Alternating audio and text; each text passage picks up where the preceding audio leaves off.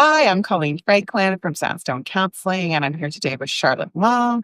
And we are sitting here together because we thought it would be interesting to get together and discuss the topic of burnout and bring together some different professional perspectives from myself as a counselor and from herself as a physiotherapist and a life coach. So I'll let her tell you a little bit about what it is she does. Thanks, Colleen. I'm excited not to be doing this by myself. Yeah. So I work as a physiotherapist as well as a coach. And the reason why I liked the idea of coaching is because I felt physio was getting a bit limiting just in terms of having a very physically oriented focus. And coaching has allowed me to be able to branch out to address other areas of people's lives that are obviously affecting how they work, live, and function. So very interesting. So where should we start? We want to talk about the topic of burnout. I mean, I guess the first and obvious question to me is, what is burnout, right? People want to know, what is burnout? How do I know I'm burnt out? And so how do you know your clients are burnt out? What are some of the things you see or hear them doing that lets you know that they're maybe not in the best place? Yeah, often it's the history. So they're telling me all of these things that they're doing, maybe to do with work or family life or other demands, and how their bodies are responding. So maybe aches and pains, a lot of fatigue, headaches, maybe dizziness, but the physical symptoms are coming up as even indigestion, things that are affecting their day-to-day function. But I also hear about the emotional signs, but I'm sure you could speak to them more. Yeah. I see a lot of burnout in my office. I think people that maybe grew up in homes where they don't have clear boundaries, saying no wasn't really an option, are people that tend to grow up into adults that want to people please more and have a harder time saying no because they want to keep people happy. It's sort of become what they're used to. And so I get a lot of people who are just chronically exhausted and maybe really negative about the world. They don't feel a lot of hope or like they can engage in the things that they want to engage in because they're just so busy running around. This often shows up as people, not having boundaries at work. So skipping breaks, not taking their lunch, staying late, going in early, always being available, maybe some perfectionist tendencies, overdoing it, making sure everything is like perfect. And then really working and anticipating other people's needs and support and making sure they do stuff to help other people before they even know it. And that kind of leads to burnout. I'm laughing because these signs are very relatable. Right? I think we all have some of these tendencies or go through these phases. 100%. 100%. It's when I think these things get really skewed to one side and it becomes too much one way. How do we bring it back in line? Right? And kind of go, how do I put myself on the radar and what I need? Yep, I think that's really important, especially with the poor boundaries, people having like all of these people that they're prioritizing in their lives above themselves, and then possibly getting resentful about it as a result and angry and just wanting to like leave it all behind. I've definitely heard that from clients before. And I definitely do see, I see a commonality in, granted, burnout can happen at any age, but I definitely see kind of like my kind of age, people with careers, children, aging parents. Like, I kind of feel like that demographic is where I've seen it a lot. Yeah, I think it hits pretty hard, especially if you're female and your hormones are changing. And then, yeah, you have a family, you have your parents, you have your career, you have other possible expenses that are coming up. Like all of it seems to snowball around the 40s and 50s in that area. Yeah. Yeah, for sure. And I think a lot of people I see are like, oh, but I used to be able to handle this. It's like, well, you used to have like a really, you didn't have a really stressful job or you didn't have 3 little kids at home or a partner that's depending on you or other responsibility. And it's like, you kind of just keep piling it on and you haven't realized like, oh, like I'm not taking anything off. I'm just expecting superhuman of myself to like get through this and be fine. Yeah. And I think like that goes along with your capacity too. Like maybe your capacity is here and then eventually it starts to wear down and then you just keep overwhelming your system time and time again and you don't have a chance to recover from it. So accumulates. For sure, for sure. We call that the window of tolerance. Tell me more. Tell you more. So our window of tolerance is, when life is good and we're on vacation, we have a pretty big window of tolerance, and we could ebb and flow. If the plane's late or something, we could deal with that. It's not a big deal. When life gets more stressful and we have more things on the go, our window sort of starts to shrink down. And the thing is, when our window shrinks down, it's easier for us to pop outside that window. So if we pop up here, we're in like hypo-aroused and we're anxious and agitated, angry. And then we can go the other way too, where we pop out of it from the bottom, which we're like hypo-aroused and we are depressed and unmotivated and can't get going. And so they're both not great places to be. And so I think, physically from your job, probably as a physiotherapist, I assume, and as a counselor, our goal is to sort of, how do we make that window bigger again so that you're not popping out of it and you can kind of ebb and flow in it. Totally. And if you notice someone's up here, then how do you bring them back down into their actual window? And if they're down here, how do you boost them up and stimulate their system so that they're not lethargic and unmotivated and just sad? You have some neurolinguistic training. What would you kind of do with that to help people get what that within the window of tolerance? A big part of that is looking at using a technique called timeline therapy. So there are the big 5 negative emotions: anger, hurt, sadness, fear, guilt, and shame is the 6th. And when you can help someone process the original event that they learned these emotions from, it really helps, especially if you are, really angry. Maybe your tendency is to go up here when you are stressed or something's going on, or maybe it's to go into sadness or shame, which would be more of that like hypo-aroused state, and then helping them to get what they could have learned or they could have seen in that situation instead, so that it doesn't feel as charged if they encounter similar situations, and it's not as triggering in a similar repeated situation in the future. Yeah. Okay. Yeah. Very interesting. Yeah. There's different roads. Yeah. I think we have as counselors, physio, coaching, all of that.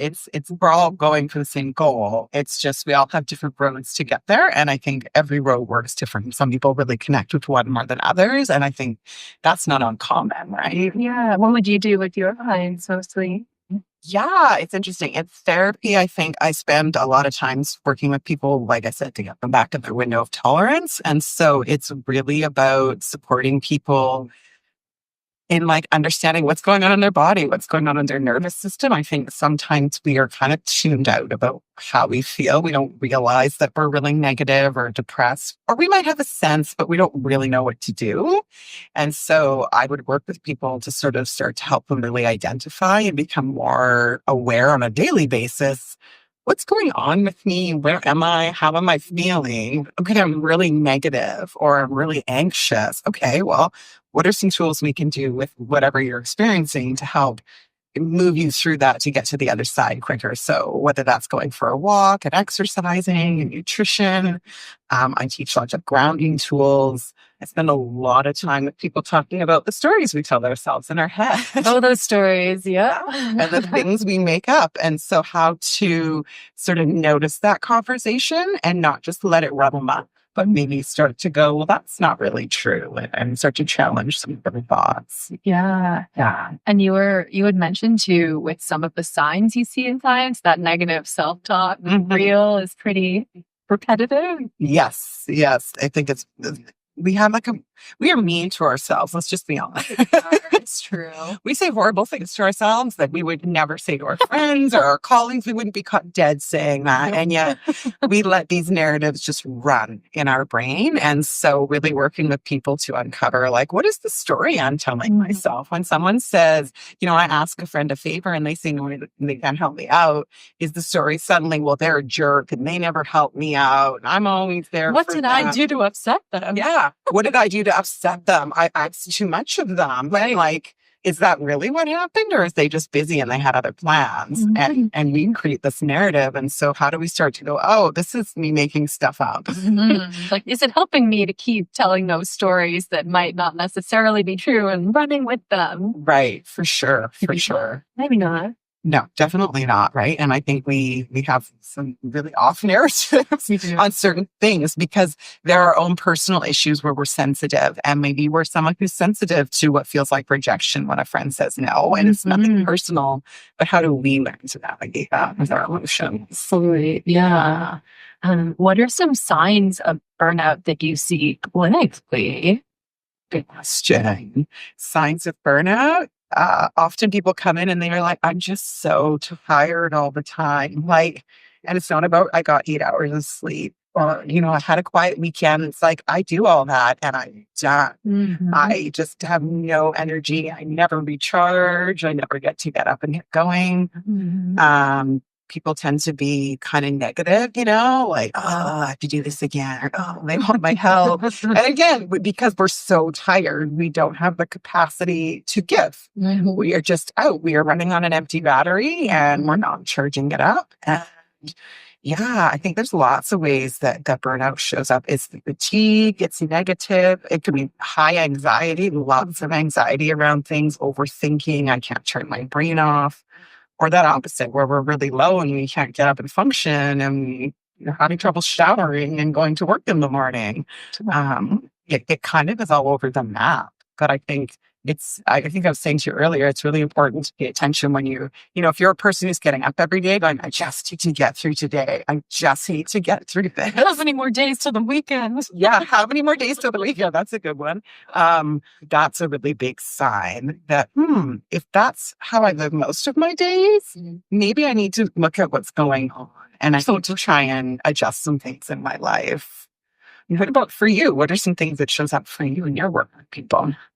What I hear people say when it's to do with work is like they dread going to work. They have a really toxic work environment. They're starting to look at other employment, kind of because what you're saying, that they just are getting through the day. They're waking up so that they can go through the motions and they're not really getting any joy or pleasure out of the things that they're doing. And I think self-care often falls by the wayside when this happens. So it's just generally feeling like, I don't know how my life got to be here, but it's not how I thought it would be. And yeah, a lot of pain. Like I talk a lot about the threat bucket, but say all of your environmental inputs are coming into this bucket, which is your nervous system. So the stress at work, how much you're sleeping, what you're eating, fluids, also all of the information from your sensors. So what you see, smell, taste, touch, hear. But if all of this starts to fill up and your nervous system interprets it as threat, which is more likely to do if you're already in a stress state. So it's a nice kind of snowball effect there. I don't think I mean snowball.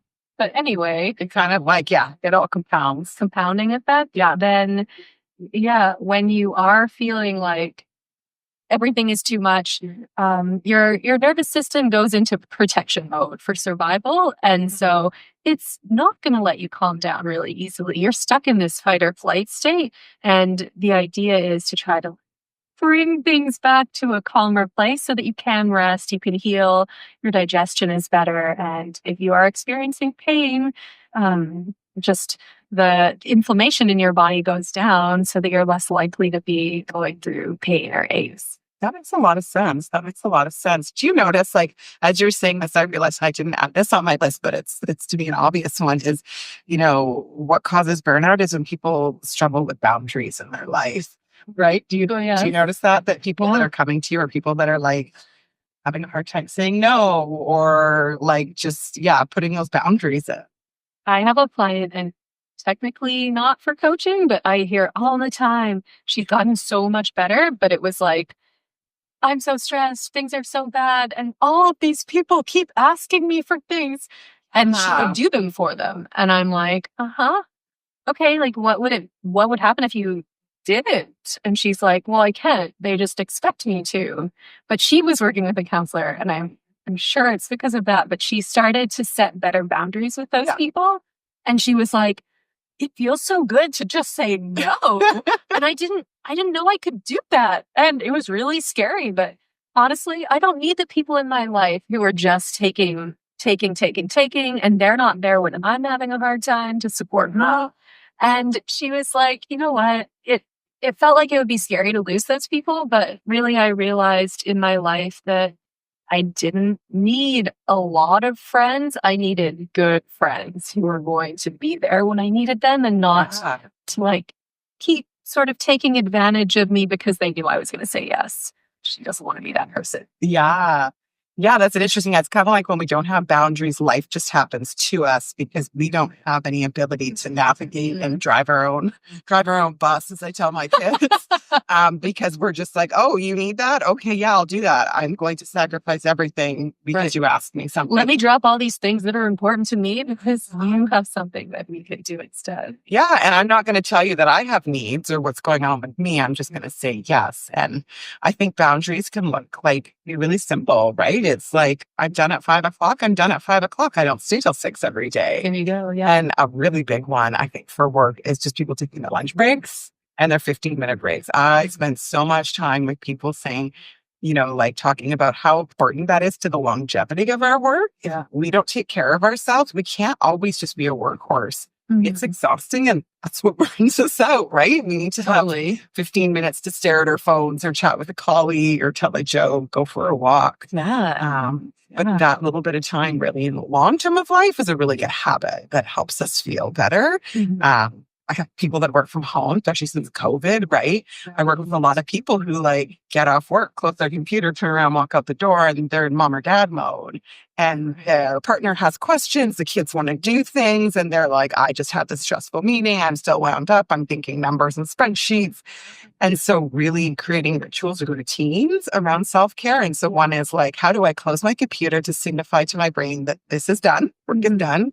And then what is my routine around going from here to outside that door? So do I spend 10 minutes staring at my phone, taking a deep breath? Do I go for a walk around the block before I join my family? But how do I create some structure so that I have this transition? That makes sense. Yeah, totally. Because we forget it, right? Especially when we work from home. It's so convenient. I can do all these things, but it's also overwhelming. Yeah. And I think you can overload yourself more sometimes. It's you're like, well, I can do chores. And I can work and I don't need to eat. So making that structure more of a schedule, I think, is helpful. For sure. I think even when we're driving home from work, I know as a therapist, I drive home from work, I open the windows to blow fresh air on me, and I have an incense thing in my car so that I have a different smell. And it's just my way of keeping my brain to wash off the stress of the day. And I'm now going to go home and I'm going to be prepared to greet my children when I walk in the door and greet my partner and be present and not stuck in work mode.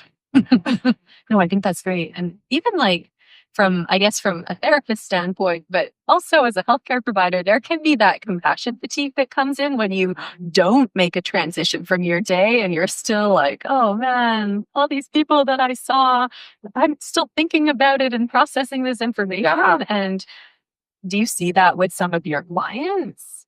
Compassion fatigue? For sure. I think it's really easy to take on the energy that comes into the room, right? Being a counselor, I have people that come in very dysregulated, upset. Yeah. And so how do I release that so that I don't carry it with me? Because definitely there's lots of days that it's fine and it's not a big deal. And then there's days where it is really heavy and hard. And you're like, whew, I feel the weight of that day. And those clients, they have so much going on and the compassion I have for their challenges. Yeah. But how do I let go of it? And I think that's a very conscious act. Again, I talk about rituals and routines and self-care rituals and routines, right? So my driving home routine is part of that because I'm trying to let that go. But if it's heavy, then I'm going to go for a walk. I go to the gym before I go to work a few days a week. I have these different things to try and keep my body and my brain in a good place. So your self-care regulation is just keeping you from taking it on. Yeah. You learn very quickly as a counselor, if you don't practice what you preach, you're going to nosedive. Yeah. I did that. Yeah, totally. That totally makes sense. Yeah. I can imagine what you must hear sometimes. Yeah. What do you do to sort of help with do you have any sort of rituals or routines or transitions that you do from work to home to sort of help you navigate your stuff? Because I think working with clients who suffer with chronic pain and stuff like that is really hard too, because they're kind of just, they're stuck often in their stuff, right? And so you're dealing with that stuck energy, I imagine. Yeah, for sure. No, it gets hard to hard to hear time and time again. And especially when people aren't at this stage where they are open to hearing other suggestions or perspectives. And so, of course, you're going to listen and validate them and try to support them however they can receive it. But for myself, like, I wash my hands in between every physio client. So I'm like, it's sort of like I'm just like washing my hands. I'm kind of, symbolically Getting rid of the energy of the Yeah, last I like person it. behind. I do an exercise, if I remember, called peripheral breathing. So looking up, trying to expand my vision so that it's not so narrow, focused tunnel vision. And then I just take breaths in through my nose and out through my mouth. So I'm like washing my hands. And that really helps me. And then I just go in and try to be fresh for the next person as much as possible. I think that's a great transition between like people and energy, right? Because for sure, I think when you have appointments back to back and you're the person in charge, it's like, how do I adjust? Because every person's energy is different and some are more stuck and some are more resilient. Yeah. Everyone's just in a different place. Yeah. And some are more anxious and I can feel that energy. And then you're like, nope, I'm not going to bring this with me today. I've had chronic pain clients and some of them get so stuck in the anger because their whole life's changed. Their whole life changed and they're grieving. They're grieving that maybe they're never going to be who they were. And the coping tools they used to have were all active and now they can't do those and they're kind of just flailing and it's a really hard journey and they can get mad and stuck until they start to find their way. Yeah, it's not an easy place to be. Like, of course, you have so much compassion for what people are going through. You just try not to take it on for yourself as much as you can. Yeah, but sometimes it's heavy, right? Like it's like an elephant in the room, I think, when people, especially when people are emotionally stuck, it's a hard place to be because there's, as the practitioner, there's very little movement going on in the room with the energy. It's not spontaneous change. It's not happening quickly, right? It's like the repetitiveness of it is what's going to help. And so just trying to sit with them in that moment, right? Not the compassion.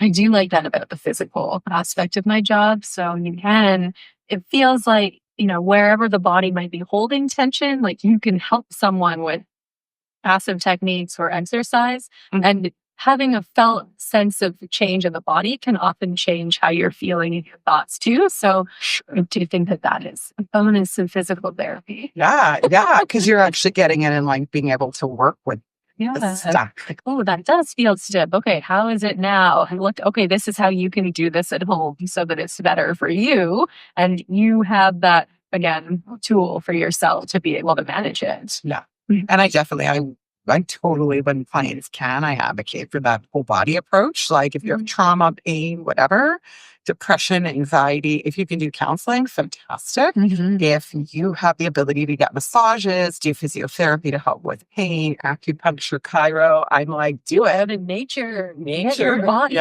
moving, start producing those hormones. I think our brain and our body are so stuck together, right? And it's like just support all of it. And I think it helps progress move smoother when we can move our bodies and whatever's stuck there. And we can like move our brains by talking about it and processing it. Totally. That's exactly what I think too. Yeah. See, it's all same, but all just getting to the road to the same destination. For sure. So I think it's sort of from my perspective as a counselor, I spend a lot of time talking with clients about the idea of red flags. So when we think about burnout, what are your red flags? These are the things that we've just talked about now, right? Like, am I negative? Am I constantly exhausted? Am I overwhelmed? Do I say yes a lot when maybe I need to learn to say no? And so what are your red flags? Everybody's are different and starting to notice that. And I think the more we can notice our red flags, the greater ability we have to catch ourselves before we get farther and farther down the rabbit hole of burnout. And it's easier to pull out sooner and recover than when we're way down that path. Totally. Yeah. I'll often get people to notice whether repeated areas of their body start to hurt or if maybe it's a pelvic health client, they have really strong urgency. Okay, well, what are some other things that are happening in your life right now that maybe could be set aside or dealt with, or again, a boundary be set? And notice what happens to the changes in your urgency or the aches and pains or the headaches. Oh, Yeah. once you start putting those pieces together, often people are like, whoa, I never would have thought that. Yeah. It's kind of fun. It's great. And it's not as fun when it happens to you, of course, but But it is empowering, I think, when you realize that, oh, I had more control over that than I thought. I really needed to like back off doing that or overdoing this or whatever it is, or say no to that person. And then when we do, suddenly we have all this more space and freedom. And we're like, wow, like I feel so much better because I'm not sitting in the stress of having to do something I don't want to do or I'm resentful about. No. And I think once you get through that kind of to the other side, then you know if it happens again, oh, you'll just have a better idea of how to handle it the next time. Yeah. So, yeah, we are curious if you have any red flags or any signs that you can tell for yourself when you're in a place of burnout or approaching it, and what you have found to be the most helpful thing to get through it. For sure. And yeah, if you know anybody that's maybe struggling with burnout or compassion fatigue or just genuinely feeling overwhelmed, maybe this is a good video to share with them to just sort of highlight some of the things that go on for people. It's really quite normal, but we don't often realize that. And so, if you're struggling or someone you know is struggling, feel free to reach out. We're happy to help. We each offer different perspectives, but I think getting support is definitely a way to help yourself get on the road to recovery. Absolutely. We would love to hear from you and start a conversation about this. Yeah. Thank you. Thanks for watching. Yeah. Take care. All right.